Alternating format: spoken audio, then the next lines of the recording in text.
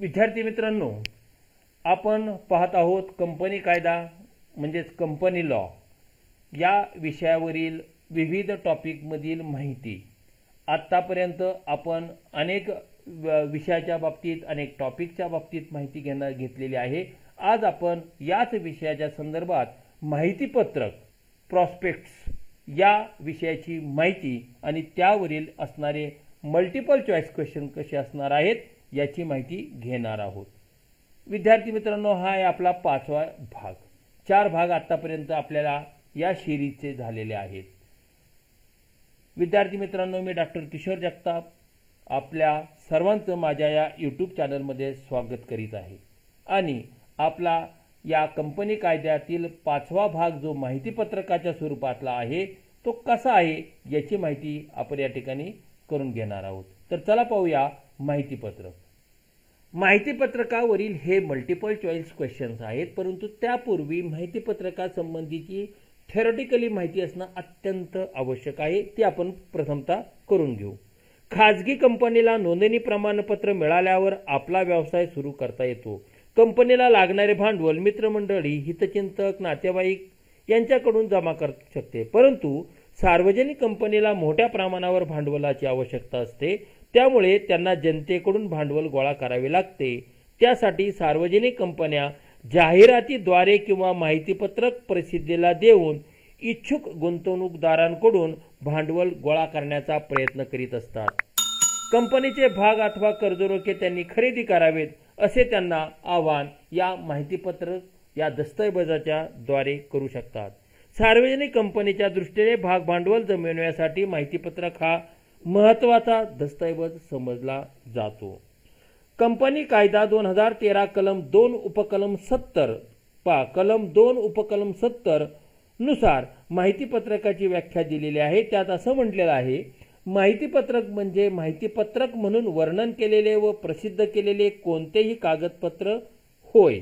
या कागदपत्रामध्ये एखादी कंपनी लोकांनी ठेवी ठेवाव्यात किंवा कंपनीचे भाग आणि कर्जरोखे खरेदी करावेत म्हणून सूचनापत्रक, परिपत्रक किंवा जाहिरात प्रसिद्ध करून लोकांकडून प्रस्ताव मागविलेल्या कागदपत्रास किंवा दस्तऐवजास माहितीपत्रक असे संबोधले जाते। माहितीपत्रकाची ही व्याख्या पाहिल्यानंतर आपल्याला असं लक्षात येईल की माहितीपत्रक हे सुद्धा घटनापत्रक व नियमावली इतकेच महत्त्वाचे दस्तऐवज आहे। सार्वजनिक कंपनीला जनतेकडून भाग भांडवल उभारण्यासाठी माहितीपत्रकाच्या माध्यमातूनच पोहोचता येते। इच्छुक गुंतवणूकदारांना कंपनीचे भाग अथवा कर्जरोखे घेण्यास प्रवृत्त करावे म्हणून माहितीपत्रकाद्वारे प्रयत्न केलेले असतात। माहितीपत्रक विशिष्ट नमुन्यात प्रसिद्ध करावे लागते। त्यात कंपनीच्या स्वरूपासंबंधी, भाग भांडवलासंबंधी योग्य ती माहिती देऊन गुंतवणूकदारांनी भाग किंवा कर्जरोखे विकत घ्यावेत म्हणून आवाहन केले जाते। थोडक्यात माहितीपत्रक म्हणजे जनतेने भाग खरेदी करावेत यासाठी केलेले जाहीर निमंत्रणच होय। कायद्यानुसार त्यातील तपशीलवार माहिती देताना काळजीपूर्वक देणे आवश्यक आहे। कंपनीची सद्यस्थिती आणि भविष्यकालीन योजना त्या दिलेल्या असाव्यात। एका बाजूला आकर्षकपणा तर दुसऱ्या बाजूला कायदेशीर नियमांचे पालन या दोन्हींचा विचार करून माहितीपत्रक तयार केले पाहिजे व ते प्रसिद्ध केले पाहिजे। भारतीय कंपनी कायदा 2013 कलम 26 मध्ये माहितीपत्रकामध्ये कोणता तपशील किंवा मजकूर असावा याबाबतची माहिती दिलेली आहे। यामध्ये कंपनीचं नाव व तिच्या नोंदणीकृत कार्यालयाचा पत्ता, कंपनीच्या प्रवर्तकांची नावे, पत्ते व त्यांची व्यावसायिक पार्श्वभूमी, कंपनीची मुख्य उद्दिष्टे व व्यवसायाची सद्यस्थिती, कंपनीचे संचालक, कार्यकारी संचालक व व्यवस्थापक यांची नावे, पत्ते व व्यवसाय, कंपनीची हिशेब तपासणीस, कंपनी चिटणीस, कायदेशीर सल्लागार, बँक इत्यादी बाबतची सविस्तर माहिती, कंपनीने विक्रीस काढलेल्या भागांचे प्रकार, त्यांची संख्या व भाग भांडवलाची रक्कम, भाग अर्जासोबत द्यावयाची रक्कम, भाग वाटपाची रक्कम व रक्कम पाठवण्याची कार्यपद्धती याबाबतची माहिती, प्रवर्तकांनी कंपनी स्थापन करण्यापूर्वी केलेल्या प्राथमिक खर्चाचा संपूर्ण तपशील, कंपनीने खरेदी केलेल्या मालमत्तेचा संपूर्ण तपशील, कंपनीने ज्या भाग बाजारामध्ये भाग विक्रीसाठी दाखल केलेले आहेत त्या भाग बाजाराचे नाव व पत्ता,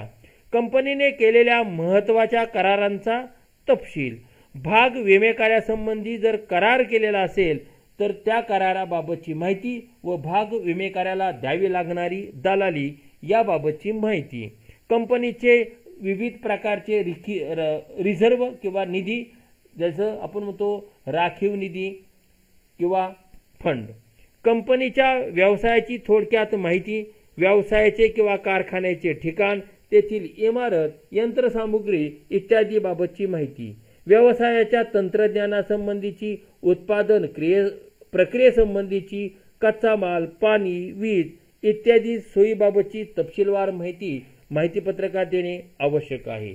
कंपनी आपल्या भागांची विक्री केव्हा सुरू करणार आहे आणि केव्हा भाग विक्री बंद करणार आहे यांचे तारीख किंवा दिनांक माहितीपत्रकात नमूद करणं आवश्यक आहे. व्यावसायिक धोका कोणत्याही स्वरूपाचा असू शकेल भविष्यामधील त्याबाबतची थोडक्यात माहिती ही माहितीपत्रकात असू शकते. असा व्यावसायिक धोका कोणत्या स्वरूपाचा असू शकेल तो म्हणजे कच्चा माल उपलब्ध होण्यातील अडचणी, विनिमय दरातील चढ उताराची शक्यता आणि त्याचप्रमाणे विपणनाबाबतच्या अडचणी, ही सर्व माहिती या माहितीपत्रकामध्ये दिलेली असते. असे माहितीपत्रक तयार करून ते प्रामुख्याने नोंदणी अधिकाऱ्याकडे नोंदणी करून लोकांसाठी 90 दिवसाच्या आत, पुन्हा दिवस लक्षात ठेवा, माहितीपत्रकाची नोंदणी झाल्यानंतर 90 दिवसाच्या आत ते लोकांसाठी प्रसिद्ध करणं आवश्यक आहे. माहितीपत्रकाचे स्वरूप अनेक विविध प्रकारचे असू शकते. माहितीपत्रकाचे संक्षिप्त स्वरूप ॲब्रिज फॉर्म ऑफ प्रॉस्पेक्ट, दुसरा आहे तो म्हणजे समजले जाणारे माहितीपत्रक किंवा गृहीत माहितीपत्रक, प्रॉस्पेक्टिव्ह बाय इम्प्लिकेशन किंवा डीम्ड प्रॉस्पेक्ट, सेल्फ बहुविध माहितीपत्रक, त्याला आपण सेल्फ प्रॉस्पेक्ट असं म्हणू शकतो. आणि त्याचप्रमाणे जर कंपनीला खाजगीरित्या भागांची विक्री करायची असेल तर मात्र माहितीपत्रक तयार करावे लागत नाही, तर माहितीपत्रकाऐवजीचे निवेदन त्या ठिकाणी तयार करणं आवश्यक आहे. या माहितीपत्रकातील माहितीच्या आधारे गुंतवणूकदार भाग कर्जरोखे खरेदी करीत असल्यामुळे माहितीपत्रकामध्ये कोणतेही चुकीची माहिती असू नये, असत्य विधान असू नये, दिशाभूल होणारे विधान असू नये, अन्यथा माहितीपत्रकातील या चुकीच्या विधानाबाबत सर्वस्वीपणे त्या ठिकाणी जी व्यक्ती जबाबदार आहे त्या व्यक्तीला शिक्षा होऊ शकते. मग चुकीच्या विधानाची जी जबाबदारी आहे ती दिलेली आहे कंपनी कायद्याच्या कलम 34 मध्ये. मग ती धोक्याबद्दलच्या नुकसानी भरपाईची असेल, खोट्या माहितीबद्दलची नुकसान भरपाईबाबत असेल, माहिती दिलीच नाही वगळलेली असेल तर त्या संदर्भात निर्माण होणारी जबाबदारी असेल, फौजदारी स्वरूपाची असेल, दिवाणी स्वरूपाची असेल, तज्ज्ञांच्या जबाबदारीच्या अनुषंगाने त्या तज्ज्ञांची काय जबाबदारी असेल, सामान्य कायद्यानुसार असणारी जबाबदारी आहे, या सर्व जबाबदाऱ्या प्रामुख्याने निश्चित केलेल्या आहेत. थोडक्यात कंपनीला भाग विक्री करण्यासाठी माहितीपत्रक हे आवश्यक आहे. अतिशय थोडक्यात, सार्वजनिक कंपनीला सार्वजनिकरित्या भाग विक्री करावयाचं असेल तर माहितीपत्रक तयार करावं लागतं. खाजगीरित्या भागांची विक्री करायची असेल, खाजगी म्हणजे मित्रमंडळींना, नातेवाईकांना कुठल्याही प्रकारे जाहीर आवाहन करायचं नसेल तर माहितीपत्रकाऐवजीचे निवेदन तयार करावे लागते. हा झाला थेरॉटिकल पार्ट. आता आपण मल्टिपल चॉईस क्वेश्चन पाहूया. त्यातला पहिला प्रश्न, क्वेश्चन नंबर 1, भारतीय कंपनी कायदा 2013 या 13च्या कलम कोणत्यामध्ये माहितीपत्रकाची व्याख्या दिलेली आहे? आत्ताच मी वाचलं ते कलम 2 उपकलम 70A. प्रश्न क्रमांक 2, कंपनीचे भाग व कर्जरोखे विकत घेण्यासाठी जे दस्तऐवज सार्वजनिकरित्या प्रसिद्ध केले जाते त्याला काय म्हणतात? माहितीपत्रक. आणि खाजगीरित्या असतं तर माहितीपत्रकाऐवजीचे निवेदन.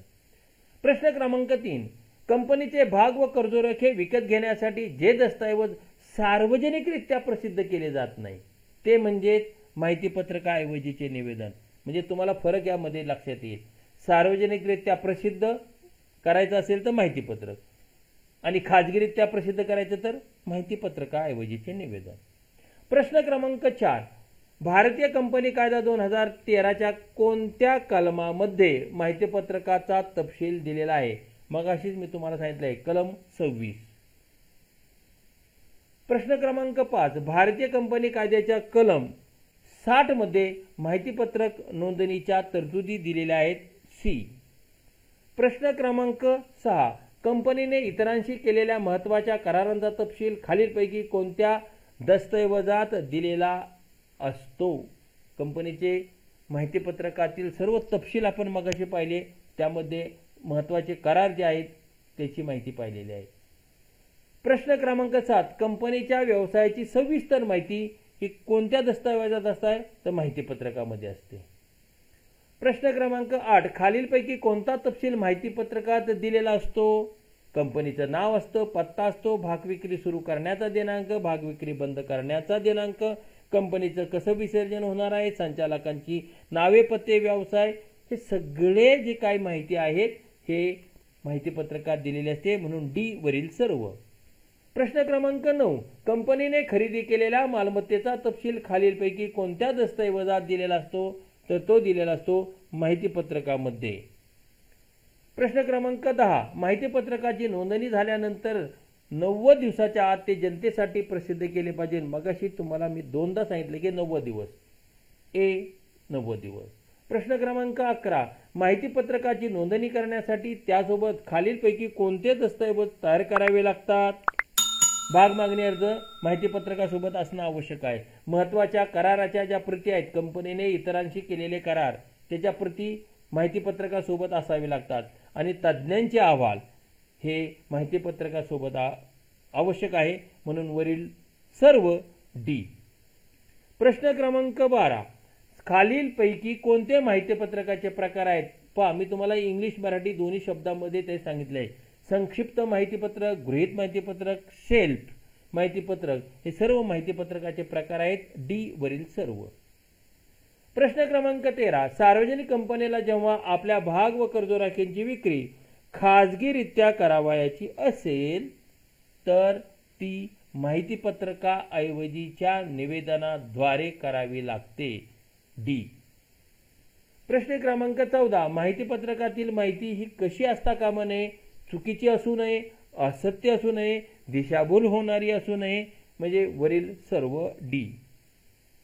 प्रश्न क्रमांक 15, भारतीय कंपनी कायदा 2013 कलम 28 मध्ये माहितीपत्रकाऐवजीचे निवेदनासंदर्भात तरतुदी दिलेल्या आहेत. उत्तर ए. प्रश्न क्रमांक 16, माहितीपत्रकात असत्य माहिती असेल तर असे माहितीपत्रक प्रसिद्ध करण्यास जबाबदार ज्या व्यक्ती आहेत त्या व्यक्तींना दंड आणि कैद दोन्हीही शिक्षा होते. दंड हा रुपयात असतो आणि शिक्षा ही कैदेत असते. किती वर्ष कैद या ठिकाणी आपण पाहणार आहोत, तर ती आहे 2 वर्ष कैद. प्रश्न क्रमांक 17, आता इथे पहा दंड आहे, मग अशी काय आहे? शिक्षा. माहितीपत्रकात असत्य व चुकीची माहिती असेल आणि असे माहितीपत्रक प्रसिद्ध केले असेल तर संबंधित जबाबदार व्यक्तीला किती रुपयापर्यंत दंडाची शिक्षा होऊ शकते? तर 5,000 रुपये दंडाची शिक्षा होऊ शकते. प्रश्न क्रमांक 18, भाग विमा दलालीची रक्कम भागांच्या बाबतीत भाग विक्री किमतीच्या किती टक्केपेक्षा जास्त असू नये? तर 5% पेक्षा जास्त असू नये. आणि भागांच्या ऐवजी जर कर्जरोखे शब्दप्रयोग असता, दलालीची रक्कम कर्जरोख्यांच्या बाबतीत किती? तर ती आहे 2.5%. प्रश्न क्रमांक आलाच इथे. प्रश्न क्रमांक 19, भाग विमा दलालीची रक्कम कर्जरोखे विक्रीच्या किमतीच्या बाबतीत किती टक्केपेक्षा जास्त असू नये? 2.5% पेक्षा. प्रश्न क्रमांक 20, सेल्फ माहितीपत्रक प्रथम भाग किंवा कर्जरोखे विक्रीच्या वेळेपासून किती कालावधीपर्यंत चालू शकतं? कायदेशीर राहतं, त्याचा कालावधी राहू शकेल तर ते 1 वर्ष त्याची वैधता. जसं आपलं ड्रायव्हिंग लायसन आहे ना, 5 वर्ष त्याची व्हॅलिडिटी असते, तसंच ह्या सेल्फ माहितीपत्रकाची जी व्हॅलिडिटी आहे ती 1 वर्षाची असते. 1. विद्यार्थी मित्रांनो, पुढील आपण भाग पाहणार आहोत. भाग क्रमांक 6, कंपनीचे भाग आणि भाग भांडवल या संदर्भात. विद्यार्थी मित्रांनो, जर तुम्हाला हा व्हिडिओ आवडला असेल तर निश्चितपणे तो लाईक करा, तुमच्या ज्या काही सजेशन असतील त्या कमेंट्स बॉक्समध्ये टाका. हा सर्व व्हिडिओ आपल्या सर्व विद्यार्थी मित्रांना शेअर करा आणि त्याचप्रमाणे ज्यांनी अजून चॅनलला सबस्क्राईब केलं नसेल त्यांनी सबस्क्राईब करावं की जेणेकरून भूतकाळातील असलेले सगळे व्हिडिओ तुम्हाला पाहता येऊ शकेल आणि येणारे व्हिडिओचे सर्व नोटिफिकेशन आणि अपडेट्स तुमच्या मोबाईल लिंकवर प्राप्त होऊ शकेल. म्हणून चॅनलला सबस्क्राईब करायला विसरू नका. विद्यार्थी मित्रांनो, माझी वेबसाईट आहे, फेसबुक पेज आहे, इंस्टाग्राम आहे, व्हॉट्सअप आहे. त्याचप्रमाणे इथे माझा ईमेल ID दिलेला आहे. आपण या सर्व लिंक त्या ठिकाणी वापरून येणारे अपडेट्स जाणून घेऊ शकता. या सर्व लिंक या डिस्क्रिप्शन बॉक्समध्ये दिलेल्या आहेत. व्हिडिओ मित्रांनो कृपया पूर्णपणे ऐकत चला. फक्त मल्टिपल चॉईस क्वेश्चन पाहू नका, कारण थेरॉटिकल भाग हा अतिशय महत्त्वाचा आहे की त्या थेरॉटिकल पार्ट जर तुमचा चांगला असेल तरच तुम्ही मल्टिपल चॉईस क्वेश्चन त्या ठिकाणी सोडवू शकता. पाठांतर केल्या तर निश्चितपणे तुम्हाला ते लक्षात राहणार नाहीत, परंतु लक्षात घेतलं तर मात्र लक्षात ठेवणं गरज नाहीये.